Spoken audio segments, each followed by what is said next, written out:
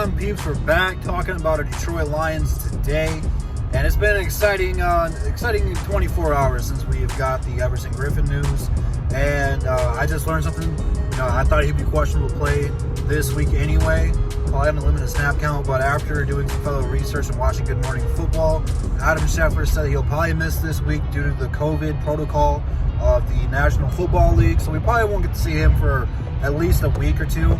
I'm not sure what the protocol is and what all you have to do, but I'm pretty sure you'll probably have to quarantine and get tested all the time. So I guess with this crazy world that we're living in, it's kind of what we got to deal with. So I expect a big game out of Romeo and Trey Flowers against the Colts. But it's really got me thinking, man. We're 3-3 right now. We're winners of 3 of the last 4. We're in the playoff hunt. I believe we're a game behind New Orleans, which New Orleans has the tiebreaker against us since they beat us. So that is something that's going to be very interesting to watch later in the season when we start getting to December, where playoff matchups are starting to be determined and seeding and stuff like that. So we'll have to keep our eyes on that if we're trying to get a higher playoff seeding. So, but that being said, we're still 2.5 games out of first place in the division. And now that you've got Griffin on the team, people are, a little bit negative towards him. The guys who don't like it, Luke G. No shots fired, bro. No shots fired. But he is not the same Griffin that was in Minnesota for all those years. So his impact is not going to be as present as we're accustomed to seeing. But even on the Cowboys, he was still effective. 2.5 sacks, bunch of hurries, especially quarterback hits. I believe he forced a fumble. So, he's playing pretty solid. And those 2.5 sacks would be huge for us. I think we're only averaging a sack a game. So anytime you can get someone who knows how to do it, even if it's just towards the younger guys, to kind of be like a mentor and a leader towards those guys, it's serious. This is a win-now season for Patricia and Bob Quinn, hence why they did the move. It's only a 1-year deal, so this is not going to hurt the team in the future if it does not pan out. If it doesn't work, you wash your hands at the end of the season and you're going to start over. But it's more than just Griffin. Griffin is a nice piece, but the reason we beat the Atlanta Falcons, besides Todd Gurley doing Falcon things over there, is because of our offense. When it mattered the most, we dialed up the right plays and we let Stafford do what he does best, and that's sling the football. That game-winning drive was beautiful. Stafford was right on target, hit the receivers only where they could get it. Only where they could get it, especially that catch to Kenny G. That was so beautiful, and I keep watching it on a loop. This offense is fired up. They're ready to play, and it shows you how important Kenny is to this team. It's completely opened everything up, and now Swift, he's really emerging as my favorite running back on this team, and a lot of your guys' eyes as well. We're starting to get all these right things lined up. Now, do I ultimately think we'll be a playoff team or that we got a shot? Mathematically, yes. I still think we call a lot of dumb plays, both offensively and defensively. But the most important thing to say on the positive side is we're adjusting. For 2.5 years, we strictly ran man. It was very rare we ran zone. We have completely switched it up. We are currently sending 3 guys at the quarterback. We're rushing 3. We're used to rush 3. Now we're rushing 4. So this is improvement. This is adjustment. And you have to love to see it. I don't know why it's taking so long. Maybe they were just stuck in their ways, but now they're listening, they're observing, they're finally doing their research, their film studies, all that stuff, and they realize what is working and what is not working.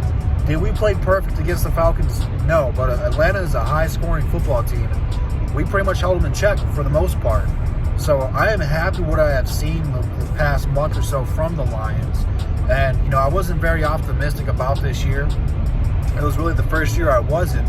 But now with all the moves that I've seen, with what I've seen on the field, the adjustments, the in-game adjustments, I'm really liking what I'm seeing from this team. And I think that the Lions have a real shot to make a run at this thing. And that's really what I want. I want to have a competitive football team. One of the things that I've seen against the game in Atlanta, and I didn't talk about it, at least not yet on camera, was on a punt return, we got into a scuffle with some of the Falcon players. And I haven't seen that in forever. So I definitely like that. It means the players are willing to fight for each other. and stick up for one another. I think this team's starting to come around. They look happy. They look like they want to go out and play and fight and scratch and claw. Detroit is not going to be the most talented team, so they have to have that underdog mentality, but we have enough pieces where we should be competitive and surprise a lot of people. And the next couple of games we got coming up are very, very winnable games. So I expect the Lions to stay at 500 at the very least. If they don't, it will be a disappointment. So it's all uphill from here. They've already, met my expectations for the year. I didn't think they would win more than 5 games this year. They're over half the way there. So let's keep this train rolling. Let's make some noise. Let's go out here and open up a can of whoop-ass on the Colts and show the rest of the world what's up. That, we should have never doubted this team, that we should stay on it. Hopefully that's the case. But I'm still a little held back and a little hell-bent on getting Patricia out of here because I haven't liked the guy. But, hey, if he gets to the playoffs and if he somehow miraculously wins the playoff game, we got to keep him. Because that's the expectation the Ford family has put on him, is to be competitive for the playoffs. And if that's what the Ford family wants, it doesn't matter what I think or what any of us think. If he's meeting expectations in their eyes, he's going to be here. But I think that the Griffin moves, it's a win-now move. It's trying to get in better position to make the playoffs and get it in, not just be competitive in there. So hopefully it works out. Hopefully he can stay healthy. And hopefully we can see him on the field within 2 weeks. So I'm very much looking forward to it. I'm very excited for next Sunday to see what we do against the Colts and see how much of that victory comes over and carries over right away. Hopefully we get off to a fast start. That could put the game away early, but Indy is not going to be an easy team to beat. They're very well coached and very, very tough matchup against us. But let me know what you guys think, man. Do you guys think the Detroit Lions will make a run at things and maybe not get into the playoffs, but at least be in the playoff hunt until the last week or two? Leave all that down below. Any questions, comments, concerns, leave it all down below in the comments. Make sure you guys go follow me on the locker room. I posted it on a community post.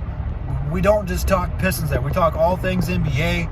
I've already talked to someone that worked for the Bleacher Report, and then I hopped on there today and talked some NBA Detroit Pistons stuff with Pistons Talk. Eli from Twitter, Nick was on Above the Rim, and Duncan. He does a lot of articles and stuff for multiple websites. It was very fun. So go follow me out over there. I know a lot of the DSA people are going to start joining it, and we might have a few roundtables and Above the Rims on there. So stay tuned for that. Instagram, Twitter, DSA members, all the DSA stuff. I'm already rambling on. All the DSA stuff's in the description. Check it out, and I'll see you guys right here tomorrow. Stay safe. Happy hump day. Peace. And that's the bottom line, because Double D said so.